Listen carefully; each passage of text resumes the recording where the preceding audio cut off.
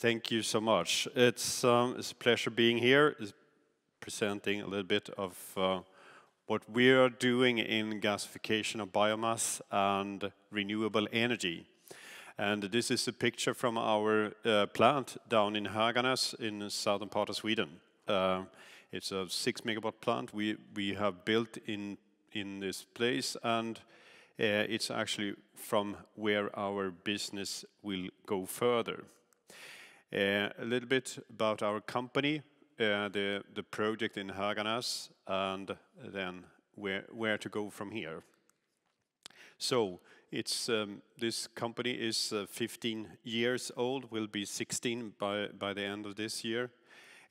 Started in a small scale testing in a lab scaling KTH here in Stockholm. Doing first tests, feasibility test in 150 kilowatt scale in 2009, building first gasifier 2011, making that into an integrated plant over the next coming years. Then we came down to Höganäs, and that's a cooperation within the Swedish Iron and Steel Society, and starting that project in 2016. And building the plant, taking it into operations. This plant is for substituting natural gas in reheating furnaces in this steel plant. And what we see forward is the hydrogen side of things with the project in France, power both in the US and France. Then we see synthetic natural gas here in Europe. We have for more hydrogen projects in Germany, in Japan. We see a change actually in hydrogen to make hydrogen transportable and distributed. There is an interest in methanol as a carrier for hydrogen. Projects in many places. And then, of course, we are working with a steel company. The question of steel industry is how to go green. And then it's, of course, to eliminate the use of carbon or mineral coke in their processes. So we are a company of today, 33 people. Half of it in Höganäs and half of it us in Kista, here outside Stockholm. The process is really the new thing about making more value from biomass. And what we have done is to divide the process in three steps, doing drying, pyrolysis, and high temperature gasification in steam atmosphere. And what happens is actually that we get a very clean gas out of this. We actually have 60% hydrogen in this, and that makes our gas unique when it comes to gasification from biomass. Thing about it is that we use the heat efficiently, so the gasifier being fired at 1100 degrees, we use the rest heat from that to heat the pyrolysis at 400 degrees, and after that the dryer at 100 degrees. So in such a way we can be energy efficient and resource efficient, meaning that about 80% of the energy that is within the biomass comes out in the product in the end, in the energy gas. So we can do this from different biomasses. The feedstock we see is rather flexible. So it can be from wood, it can be from crops, it can be industrial waste material, or mixes of this. We have a portfolio of patents for the gasification process as such, for green hydrogen, the special reactor we have, how we get our carbon product and steam into it, and also coking of biomass, and doing this for steel industry. We also have a liquid liquid process which we tested during 2021 together with Swedish Research Institute and a Danish catalytic company, Haldor Topsoe. So what is this? Well, it's about the energy situation, about bridging the gap from low-grade biomass to the industry and transport requirements in a larger scale. And we do this with this, as we say, ultra-clean syngas. And as you see, it's more or less hydrogen with carbon monoxide and a little bit of methane within. We see a very good potential. These times are testing for all of us, but you all know that the energy market here in Europe has been very volatile. And if we look upon that, the opportunity for the biomass gasification is really the best we ever seen. The biomass cost is of course going up as so do all energy sources, but not in a similar way to fossil. The high energy prices in the EU, both for natural gas and electricity, gives us actually a positive incentive for green energy towards the fossil. The high prices for CO2 emissions, it helps too, so that's good for us.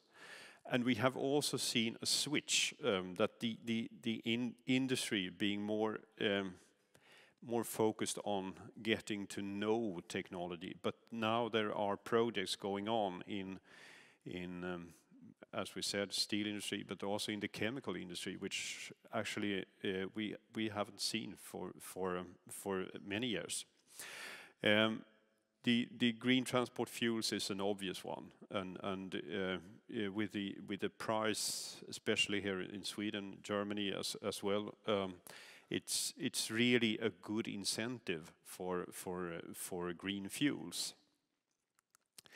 So, with the Höganäs project, where we are today, it's really a plant, 6 megawatt, meaning about 2,000 normal cubic meters of gas per hour. We have a 20-year off-take agreement with Höganäs for the product. We have built, we own, and we operate the plant.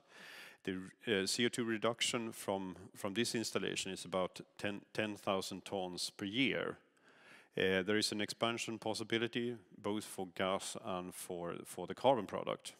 Höganäs is, well, in Sweden, well-known company, but it's a major, if not the biggest, powder metallurgy company in the world. For the project in Höganäs, we also had some partners like SSAB, ABB, Outokumpu, Sveaskog and Södra for fuel.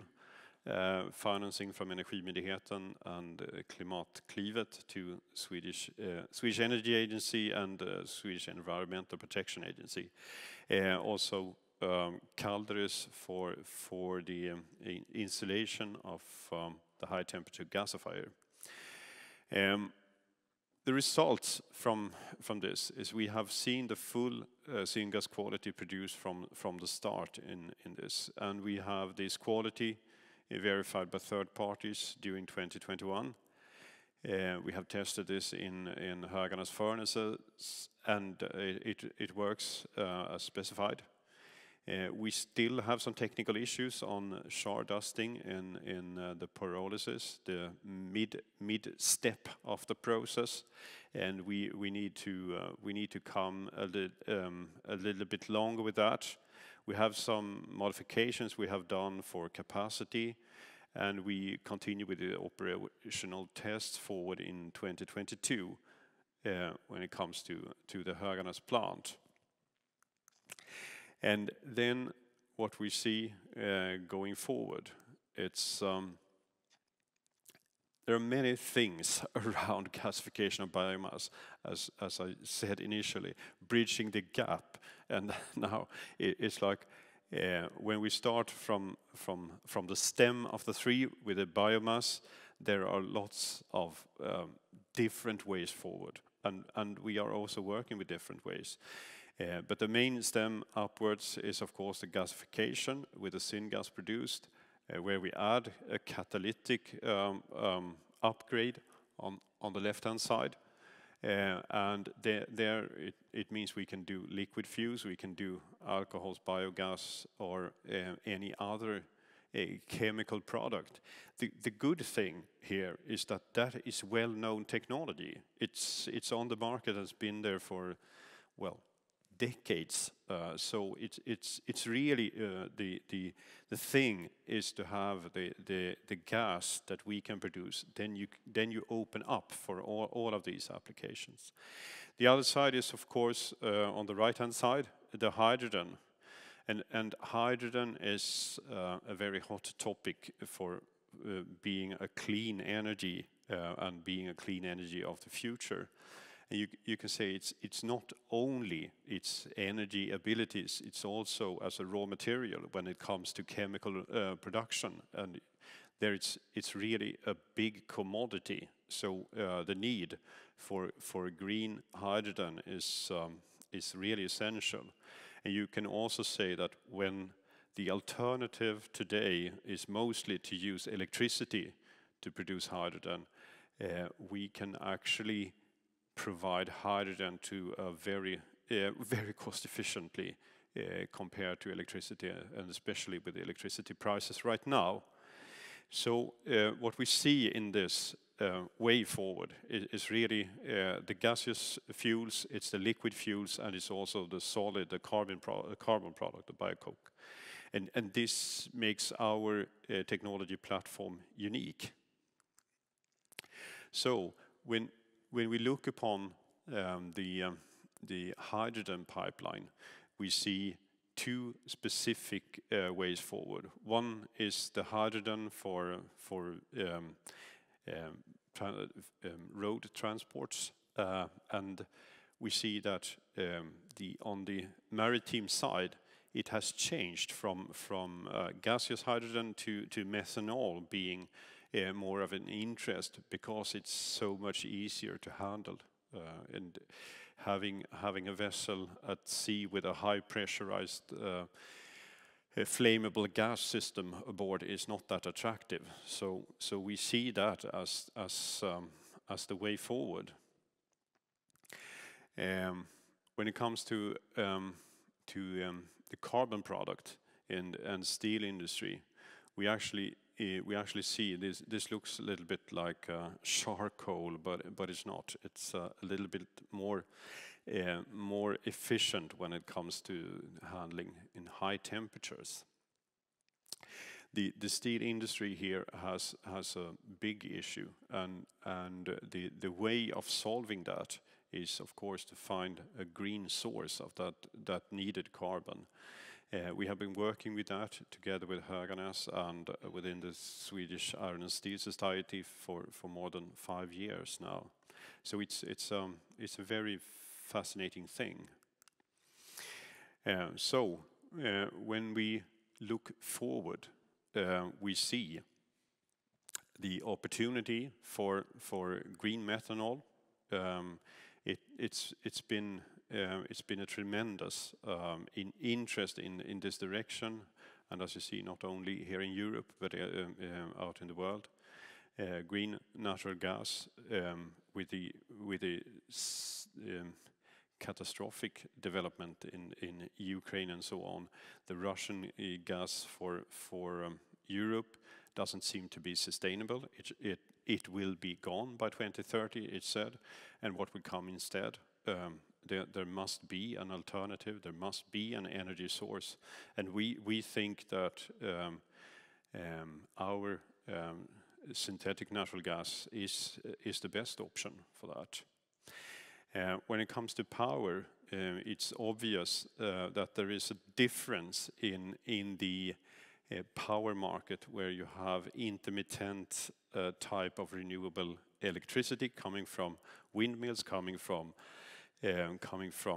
solar power that needs to be complemented with a base load kind of power, where the biomass-powered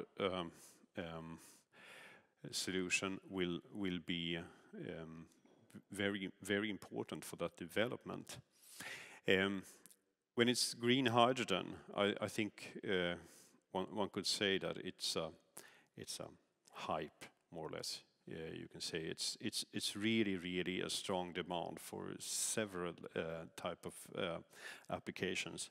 We see that as a very good opportunity. We see that when it comes to the long-term possibility of cost-efficient sourcing of green hydrogen, the biomass-based solution from us is a very attractive solution. There is also the possibility to co-produce hydrogen and green CO2, which we have been involved in a project in France for, and we will see what will happen on that side the coming year.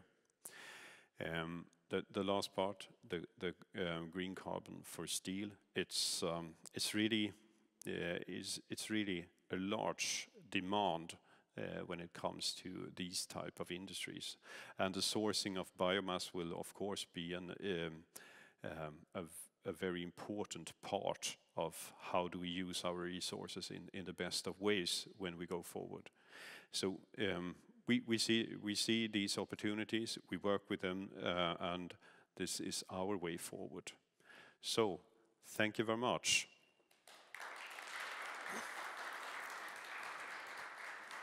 Well, thank you very much, Rolf, Ljunggren. I have a question about competition. Of course, this is a huge market, and we need a massive amount of players. But if you look at, from your perspective, your outlook on competition, please. Yeah, I would say when it comes to different applications in this, there are some special companies, niche companies, who have technology for one of these, not like for the carbon production, for some type of liquids. When it comes to the high quality gases, I think we are still ahead in the market, and we don't see that obvious competition in that area. How about regulations? I mean, what we see now coming out of, well, as a result of the war that's going on, it's a high pressure on renewable energy. Yeah. What is your take on the need and the possibility for regulations in enhancing this transformation? I think it will be very strong, because I think a country like Germany don't want to rely on their society's welfare on some despot in East. That will not happen. So I think the drive for this, both from, I would say, the consumer perspective, but also from the regulation perspective, will be very strong. Well, thank you very much, Rolf Ljunggren. Thank you. Okay.